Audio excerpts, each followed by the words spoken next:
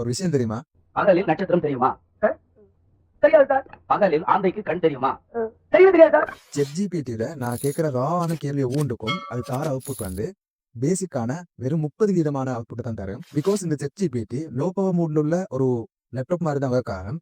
ஃபாஸ்டரான அவுட்புட்டை தரத்துக்கு இது நிச்சயம் ஃபோர்ஸ் பண்ணாம இந்த ஒர்க்ஸை பண்ணி கொண்டு இருக்கும். அப்ப எங்களுக்கு நல்ல இன்டெப்தான ஆன்சர் கிடைக்கிறோம்னா நாங்க இன்னும் ஃபோர்ஸ் பண்ண வேண்டியிருக்கும்.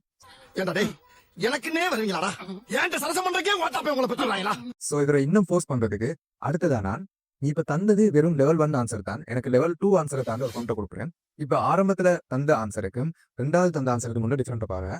இதுல இந்த இன்னும் கொஞ்சம் உள்ள உபயோகித்து இதே உங்களுக்கு கம்ஃபர்டபுள் இல்லைண்டா லெவல் 3க்கு கூட போயிடும். மென்டல் டார்ச்சர்ல நீ எதனா எசுக்கு புசுக்கா பண்ணிட்டு போய் உள்ள உட்காந்துலான்னு பாக்குறேன் ப்ரோ. அது இன்னும் டெப்தான பவர்ஃபுல் ஆன்சர்ஸ் தரத்துக்கு ட்ரை பண்ணு. அப்ப நீங்க ராவா கேள்வி கேட்கறதுக்கும் லெவல் 1 லெவல் 2 போறதுக்கும் நிறைய டிஃபரன்ஸ் இருக்கு. அடுத்த முறை நீங்க ChatGPT யூஸ் பண்ண நேரம் இந்த ட்ரிக்கை அப்ளை பண்ணி பாருங்க.